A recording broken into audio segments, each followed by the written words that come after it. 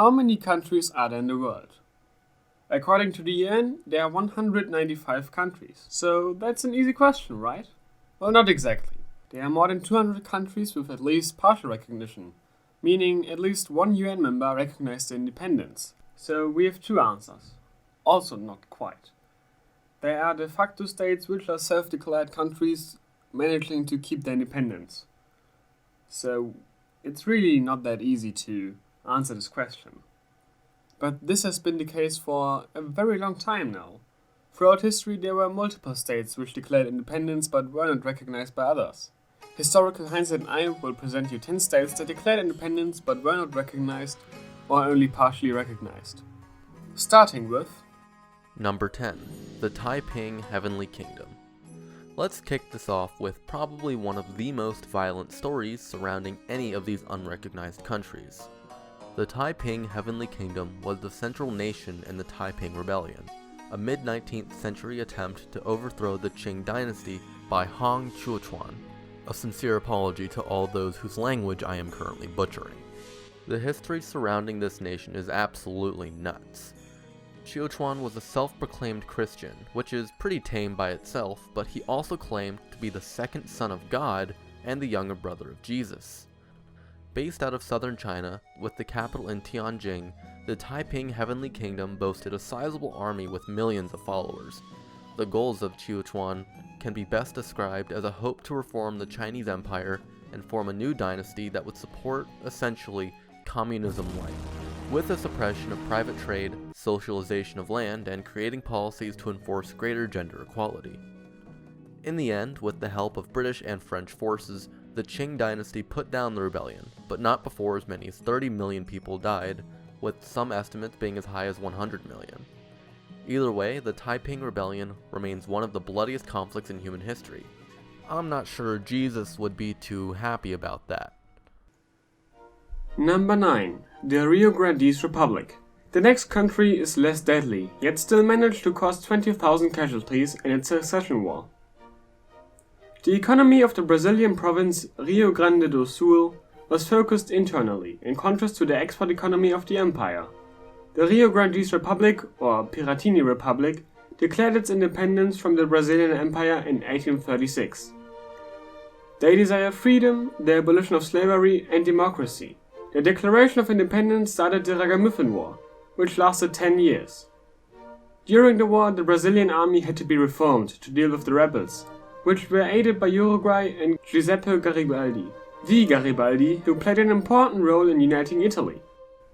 However, the war ended in 1845, with the Poncha Treaty. The rebels had the option to join the imperial army, choose the next provincial president, and the province got a few subsidies. To this date, the former Rio Grande Republic is part of the Federative Republic of Brazil. Number 8. The Vermont Republic. Moving now to the great US of A, we have the Vermont Republic, a relatively benign nation formed during the American Revolution. Before Vermont declared itself a republic in 1777, New York and New Hampshire had conflicting grants claiming ownership of the territory. Representatives from the region got together and declared themselves independent, naming themselves the Republic of New Connecticut, but eventually renamed themselves the Republic of Vermont, coming from the French term for the Green Mountains, les Verts Monts. The state largely fought alongside the Continental Congress, with the famed Ethan Allen and his Green Mountain Boys being the most significant of those who did. At one point, there were efforts, almost successful ones, for Quebec to integrate Vermont. However, as American secession became evident, Vermont decided it would be best to stick with their Yankee brothers and sisters. Number 7. The Bavarian Soviet Republic. The Räterepublik Bayern was an attempt to transform the former Kingdom of Bavaria into a socialist Soviet republic. The proclamation of this short-lived state was on the 7th of April 1919, during the German Revolution after World War I. This was only possible due to a power vacuum after Kurt Eisner, the leader of the Bavarian Republic, was assassinated on the 12th of February 1919. Ernst Niekisch was the president of the Workers' Council in Bavaria and the one proclaimed the Soviet Republic. At first it was led by pacifists and anarchists, but after a coup on the 13th and 14th of April it was dominated by the Communist Party of Germany. The Soviet Republic had to withstand paramilitary actions of more nationalist and monarchist organizations, which were supported by the government's army. On the 2nd of May, the Soviet Republic had to surrender, due to the military overpowering. After the communist Soviet Republic failed in Bavaria, it became the ultra-conservative so-called Ordnungszelle and hotbed for National Socialism. Number 6. The Free Territory. The Free Territory, located in modern-day Ukraine, is probably one of the most unique unrecognized nations on this list, with it being the only one here that espoused the rarely attempted idea of anarchism. Without trying to explain the entire belief system of anarcho-communism, the general idea is for territory to not be controlled by one central location to prevent corruption of power and loss of freedoms. There would be numerous communes that live independently but work together when necessary, and is best explained by the motto written on their god-awful flag, saying, "Power begets parasites. Long live anarchy."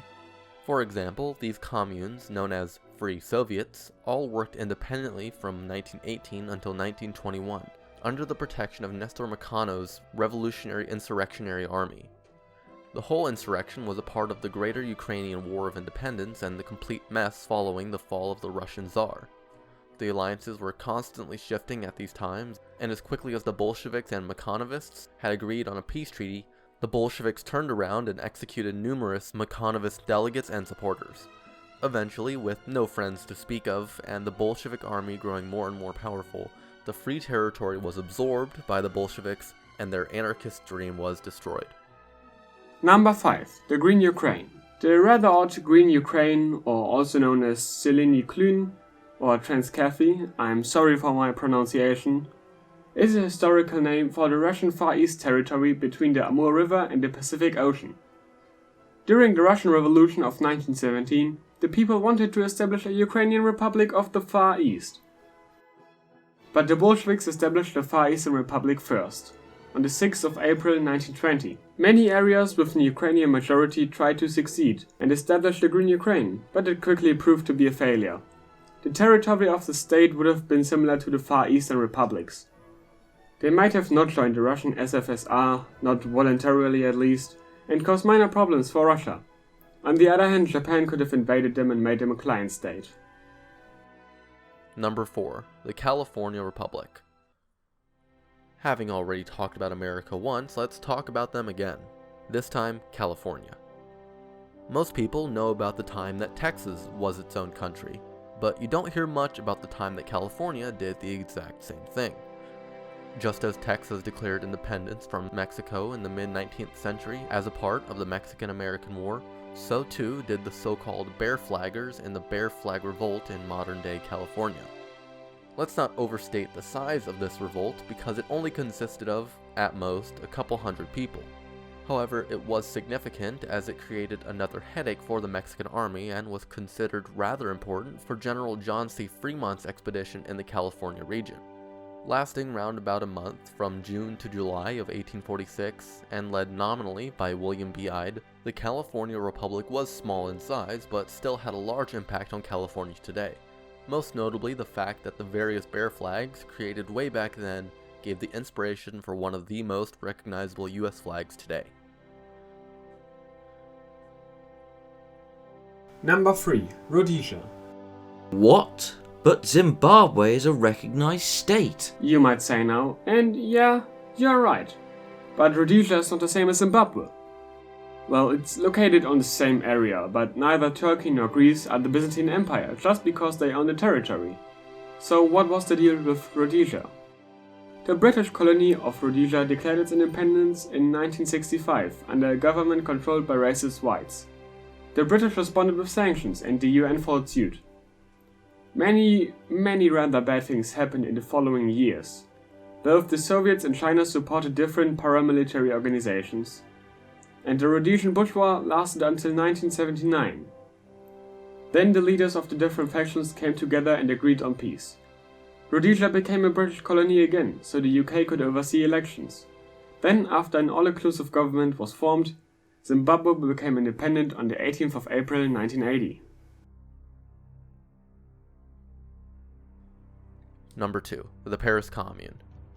This is personally one of my favorite unrecognized nations and is part of one of my favorite periods in history.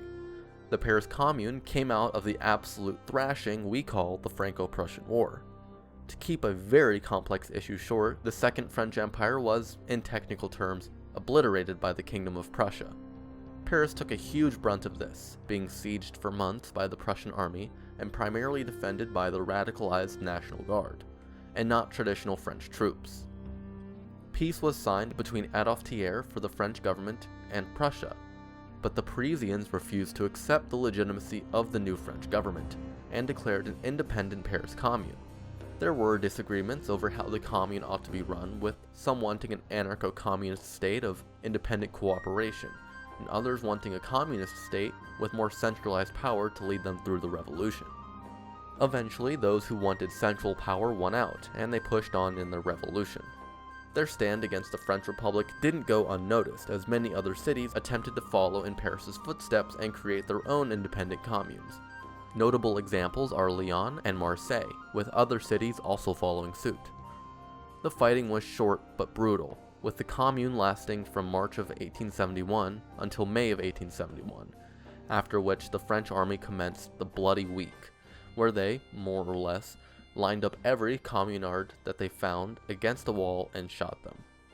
The Paris Commune's stand against the French Republic and the thousands of deaths surrounding it were held up as an example of valiant martyrdom for the cause of revolution by many of the classical socialist thinkers such as Karl Marx, Friedrich Engels, Mikhail Bakunin, and many others. There's also much more to this story, and if you want to hear more, head over to my channel where Jay Gamer and I discuss the Paris Commune in greater detail.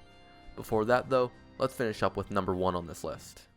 Last but not least, number 1, the Kingdom of Tibet. Tibet was a somewhat independent state after the 13th Dalai Lama declared its independence in 1913. Prior to that, Tibet was a tributary state of the Chinese Empire. In 1914, China and Tibet, with a little help from Great Britain, negotiated the status of Tibet with the Shimla Accord. It defined Tibetan borders and secured its independence. Yet it still was a Chinese protectorate or tributary or client state or vassal state or suzerainty.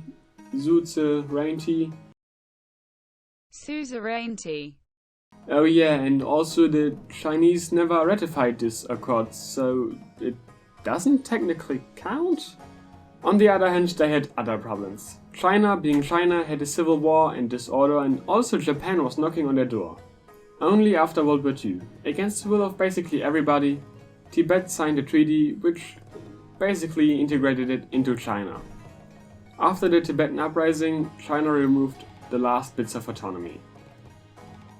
And that's it, 10 states with questionable sovereignty. Thanks to Historical Hindsight for being here today. Anything left to say? Of course, come check out my channel if you want to see more of my stuff, including the video where Jay and I talk in more detail about the Paris Commune. We'd love to see you over there. So if you're interested in commie friendlies, check his video out. It's on screen right now, you only have to click. One click away. It's super easy. Do it. Try it. Just do it.